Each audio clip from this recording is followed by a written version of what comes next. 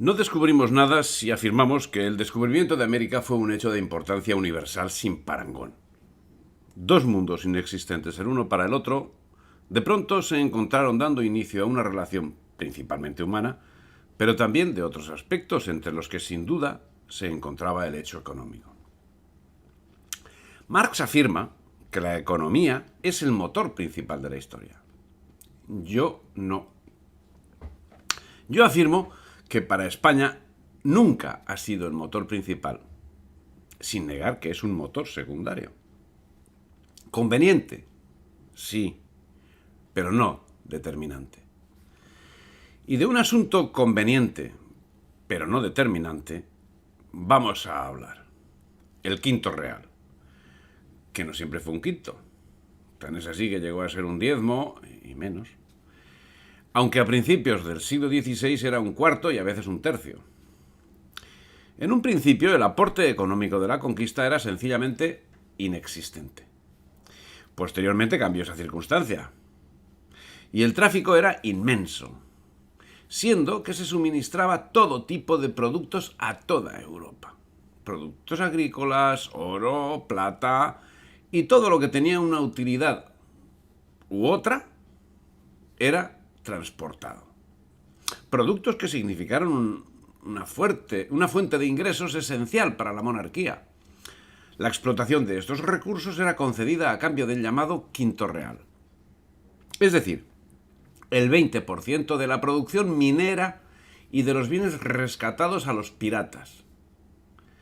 Para el resto de actividades existían otros impuestos como los de avería o el almojarifazgo para los buques, personales o estancos, para el papel sellado, para los naipes, para la sal, para la pimienta, para el aguardiente, etcétera, etcétera.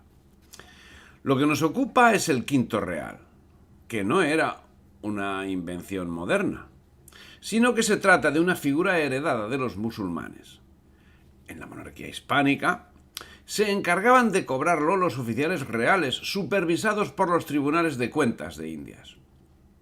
Estos ingresos serían utilizados para financiar las infraestructuras y servicios. El 80% restante se quedaba en América, si bien parte del mismo revertía a la península en conceptos varios, como la compra de materiales por los particulares, gastos de transporte y repatriación de beneficios por parte de quienes volvían. El tráfico era muy importante. Así, los registros de la Casa de Contratación señalan que cerca de 5.000 kilos de oro desembarcaron en Sevilla entre los años 1503 y 1510. 5.000 kilos de oro. Más de 9.000 desembarcaron de 1511 a 1520. Algo menos de 5.000 de 1521 a 1530, pasando a 14.466 de 1531 a 1540, multiplicándose a 24.957 de 1541 a 1550 y disparándose a 42.620 kilos de 1551 a 1560, en una década, como en los anteriores datos. Siendo que a partir de esta fecha declinaron a 10.000 kilos hasta 1590 para ascender hasta casi el doble durante el último decenio del siglo XVII. Y en cuanto a la plata, entre 1531 y 1540 fueron importados del orden de 8.000 kilos por año, cifra que sería incrementada a los 10.000 kilos por año entre 1550 y 1560, cuando las minas de Zacatecas, Durango, Guanajuato, San Luis, Potosí, etc., comenzaron a ser explotadas. Si analizamos esas cifras, nos aparecerán como ridículas si las comparamos con las extracciones realizadas ya con métodos modernos a partir del siglo XIX. En total, entre 1503 y 1660 cruzaron el Atlántico 448 millones de pesos. Pero es que ese no era el quinto real, porque el quinto real se reducía dentro de esos 448 millones venía el quinto real, que era 117 millones, que correspondían a la hacienda pública, y el resto a particulares, principalmente comerciantes, entre los que destacaban los exportadores de elementos tan esenciales para la plata como era el mercurio, imprescindible para la purificación de la plata. El rendimiento fue en declive, el rendimiento de las minas. Así, el quinto de 1545 fue de 360.000 ducados. El de 1546 fue la mitad, y en 1547 la décima parte. Las minas dejaban de ser rentables, y solo el descubrimiento de Bartolomé Medina, que en 1553 planteó un procedimiento en frío de fácil utilización, posibilitó dar un mayor rendimiento a las minas, con el apoyo de la reducción de impuestos, que del quinto pasaron a un 10% en 1723 y a un 9, y a un 6, y a un 5, hasta su supresión definitiva. Esos son los datos sobre el quinto real. ¿Y qué se ofrecía como contrapartida? Porque América estaba dando ese quinto real. ¿Qué se ofrecía como contrapartida? Pues, por ejemplo, los animales de carga, que eran desconocidos en América hasta llegar a España. ¿Y cómo se realizaban los transportes antes? Pues a lomos de personas. Quizás en los Andes a lomos de incas, pero no siempre. Principalmente a lomos de personas. Lo mismo sucedía con las labores agrícolas. España introdujo la cría de animales y enseñó su aprovechamiento. Los indígenas aprendieron a trabajar el terreno, la siega, la trilla, la escarda, y lo hicieron con herramientas que primero fueron llevadas desde la península y luego fueron fabricadas in situ mediante mecanismos como fraguas, que también fueron importados de la península.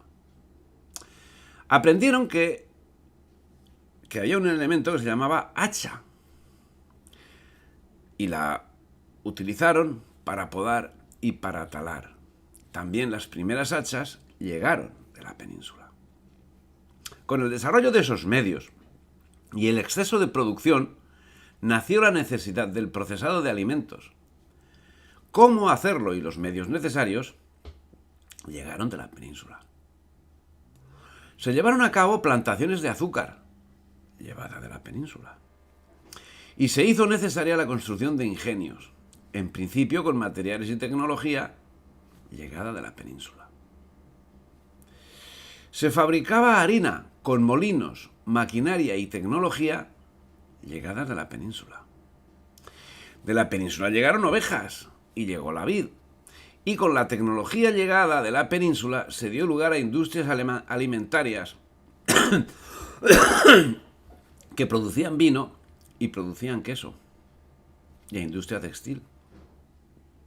De la península también llegó la producción y tratamiento de la seda. Se utilizó papel traído de la península y se publicaron manuales con el objetivo de que tuviesen la máxima difusión, y se hizo con imprentas llegadas de la península.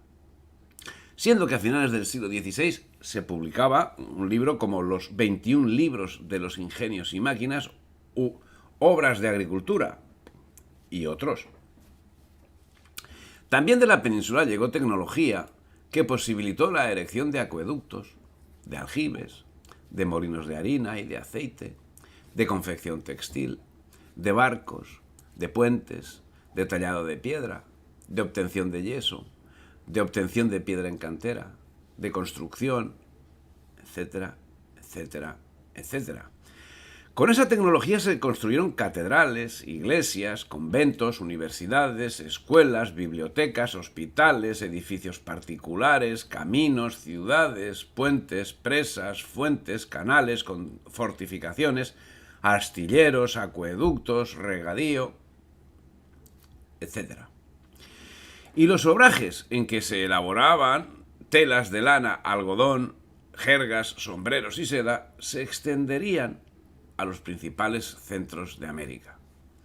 En 1571 existía en México más de 80 molinos y se tejían paños de color que se vendían en todo el territorio novohispano y se exportaban a Guatemala y a Perú. Los talleres se multiplicaron a finales del siglo y para 1604 había más de 114 grandes obrajes. En el campo de la educación, el 28 de octubre de 1538 fue creada la Real y Pontificia Universidad Santo Tomás de Aquino, en Santo Domingo. El 12 de mayo de 1551, la de Lima. El 12 de mayo también de 1551, la de México. El 23 de febrero de 1558, la Real y Pontificia de Santiago de la Paz, en Santo Domingo. El 13 de junio de 1580, la de Bogotá. En 1586, en Guadalajara, se fundó el Colegio de Santo Tomás de Aquino. El 20 de agosto de 1586, en Guadalajara, se fundó... ese va repetido, ¿verdad? Ese va de premio. El 20 de agosto de 1586, la Universidad de San Fulgencio, en Lima. El 11 de marzo de 1619, la Universidad Santo Tomás de Aquino, en Santiago de Chile. El 8 de agosto de 1621, la Universidad de Córdoba de Argentina. El 15 de septiembre de 1622, la Universidad San Gregorio Magno, en Quito. En 1624, la Universidad San Francisco Javier, en Santa Fe de Bogotá. En 1624, la Universidad de Mérida de Yucatán. El 27 de marzo de 1624, la Universidad de Charcas, hoy Sucre. En 1624, la Universidad de San Miguel, en Santiago de Chile. En 1640, la Universidad San Francisco Javier, en Guatemala. En 1648, la Universidad de San Bernardo, en el Cuzco. El 31 de enero de 1676, la Universidad San Carlos Borromeo, en Guatemala. El 3 de julio de 1677, la Universidad San Cristóbal de Huamanga, en San Juan de la Frontera, hoy Ayacucho. El 1 de marzo de 1692, la Universidad de San Antonio Abad, en el Cuzco. El 22 de diciembre de 1721, la Universidad Santa Rosa de Lima, en Caracas. El 5 de enero de 1728, la Universidad de San Jerónimo de La Habana. El 28 de julio de 1728, la Universidad de San Felipe, en Santiago de Chile. El 18 de noviembre de 1791, la Universidad de Guadalajara. El 21 de septiembre de 1810, la Universidad de San Buenaventura de Mérida, en Venezuela. En 1812, la Universidad San Ramón Nonnato, en León, Nicaragua. Y detrás, todo un programa educativo que abarcaba solo hasta donde tenía capacidad, pero que se volcó en educar a todos sin distinción. Evidentemente, el Quinto Real dio para mucho. Un asunto así, continuador, punto por punto, de la labor que siglos atrás llevase Roma en España. Roma nos trajo la civilización. Roma nos trajo el derecho. Roma nos trajo el cristianismo.